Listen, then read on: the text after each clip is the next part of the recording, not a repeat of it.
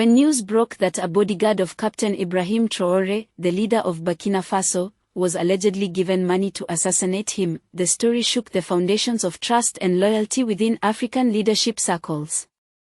So we have some major breaking news from Burkina Faso. And let me tell you, for the first time, the government of Burkina Faso has shown the video of the money that was being transacted just to remove Ibrahim Traore. And I'm telling you, I have the video here. I'm going to show you how much that money was. I told you that it was $5 million. And the person that was given all this money, remember, was promised a full citizenship in a foreign country, a lot of monthly income, and all his family would go and live in that land.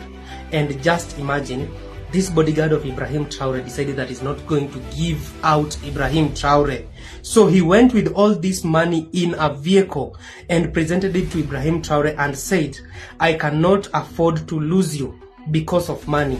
I'm telling you, a lot of money was being transacted. And many Africans are asking, why are these people affording to get all this money to just remove one person instead of helping the people of Africa? It means that the resources in Africa are so many you cannot finish it. Instead of carrying out the act, the bodyguard reported the incident to the authorities, exposing the dangers Traore faces even from within his closest circles. What does this tell us about the hidden forces trying to destabilize Burkina Faso's revolution? And more importantly, how many African leaders have fallen, not to foreign powers directly, but to betrayal from within their own ranks? Could it be that Africa's true enemies are not only external, but also hidden in plain sight, disguised as allies? When Ibrahim Traore first addressed his people after taking power, his speech carried a sense of urgency, conviction, and defiance. You are undoubtedly aware that a few hours ago, your peaceful sleep in the city of Ouagadougou was unfortunately disturbed by the sound of weapons. We sincerely apologize for this. We do not wish for it. We have never wished for it, but such are the circumstances of life. Therefore, we extend our apologies to you and all the residents of Ouagadougou for the noise of weapons over these 2 days. This happened because certain things are not functioning well, which we have observed and will also explain to you here. We have a tendency to always blame the other Burkina. I believe that most of you here are older than I am. So what I'm going to tell you is that we really need to change the pace. We need to change the pace, we need to move quickly. All countries are in a state of urgency. So everyone at their level must be able to move faster and abandon unnecessary administrative burdens. I couldn't even specify this point, or that point where we need to be. Quick. It's all the points. In Burkina, everything is urgent. From security to defense to health, to social action, to infrastructure, everything is urgent. We will have to move quickly.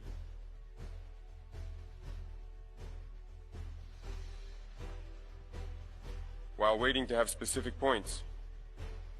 Soon on, the different ministries to examine them one by one. I will also ask you for a point that could help us in the urgency. Maybe the SG will compile that. I know that you use Land Cruiser pickups in your ministries, often underutilized. And there are often many in your hangars. Maybe they have nothing wrong, but perhaps just minor issues. Identify everything and give us the general report. We need it. Can we have this report by Tuesday at the latest? Because we will surely requisition. He spoke not as a career politician, but as a soldier with a vision, someone who believed Africa's liberation could only come from Africans themselves. Hearing his translated words, one cannot ignore the passion and determination in his message. But here's the question, do Africans today still have leaders who can speak from the heart, not for self-enrichment, but for genuine freedom? Are speeches like Traore's a sign of a new wave of African leadership rising, or are they destined to be silenced before real change is achieved? Les gouvernements de transition du Burkina Faso et du Mali ont appris par voie de presse les conclusions des sommets extraordinaires de la Communauté économique des États d'Afrique de l'Ouest, CEDEAO, et de l'Union économique et monétaire ouest-africaine, UEMOA, tenus le 30 juillet 2023 à Abuja, sur la situation politique au Niger. Les gouvernements de transition du Burkina Faso et du Mali, 1. Expriment leur solidarité fraternelle et celle des peuples burkinabés et maliens au peuple frère du Niger qui a décidé en toute responsabilité de prendre son destin en main et d'assumer devant l'histoire la plénitude de sa souveraineté. 2. Dénonce la persistance de ces organisations régionales à prendre des sanctions aggravant la souffrance des populations et mettant en péril l'esprit de panafricanisme. 3. Refuse d'appliquer ces sanctions illégales, illégitimes et inhumaines contre le peuple et les autorités nigériennes. 4.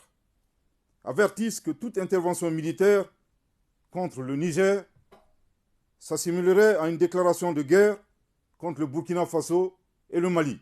Je répète. 4. Avertissent que toute intervention militaire contre le Niger s'assimilerait à une déclaration de guerre contre le Burkina Faso et le Mali. Je répète pour une dernière fois. 4. Avertissent que toute intervention militaire contre le Niger s'assimilerait à une déclaration de guerre contre le Burkina Faso et le Mali. 5. Préviennent que toute intervention militaire contre le Niger entraînerait un retrait du Burkina Faso et du Mali de la CEDEAO, ainsi que l'adoption de mesures de légitime défense en soutien aux forces armées et au peuple du Niger. 6. Mettent en garde contre les conséquences désastreuses d'une intervention militaire au Niger qui pourrait déstabiliser l'ensemble de la région, comme l'a été l'intervention unilatérale de l'OTAN en Libye, qui a été à l'origine de l'expansion du terrorisme au Sahel et en Afrique de l'Ouest. Les gouvernements de transition du Burkina Faso et du Mali sont profondément indignés et surpris par le déséquilibre observé entre, d'une part, la célérité et l'attitude aventurière de certains responsables politiques d'Afrique de l'Ouest, désireux d'utiliser la force armée pour établir un ordre constitutionnel dans un État souverain, et d'autre part, l'inaction, l'indifférence et la complicité passive de ces organisations et de ces responsables politiques à aider les États et les peuples victimes de terrorisme depuis une décennie et abandonnés à leur sort. En tout état de cause, les gouvernements de transition du Burkina Faso et du Mali invitent les forces vives à se tenir prêtes et mobilisées en vue de prêter main forte au peuple nigérien en ces heures sombres du panafricanisme. Que Dieu bénisse l'Afrique. And then, the joint declaration by Burkina Faso, Mali, and Niger sent shockwaves across the region. With thousands of Nigerians on the streets supporting their military transition, these nations boldly declared that any French or US intervention, whether military or economic sanctions, would be considered a declaration of war against them. This is no small statement. It represents a united stand by nations that have long suffered from external control. But can Africa truly defend itself against the world's most powerful nations if such an intervention were to occur? Or is this a moment where the African people themselves must rise and decide whether they will support their leaders, not just in the streets, but in action and unity? The bigger question lingers, are we witnessing the dawn of a new era in Africa where young leaders defy global powers, or are we watching history repeat itself with leaders who will be targeted, undermined, and possibly removed before they can fulfill their vision? Africa is at a crossroads. The courage of leaders like Ibrahim Traore and the unity of nations like Mali, Burkina Faso, and Niger suggest that the fight for sovereignty is far from over. But history warns us that great change always comes with great danger. Will Africa seize this moment to define its own future, or will it allow the same cycles of betrayal and foreign dominance to continue? The choice may not lie only with leaders, but with the people themselves. And so, as we continue to follow these developments, we ask you, what kind of Africa do you want to see in the next decade? An Africa controlled from outside, or an Africa rising from within? Stay tuned to AfriFreedomChannel for more critical analysis and powerful discussions. Until next time, remember this: true freedom is never given, it is always taken.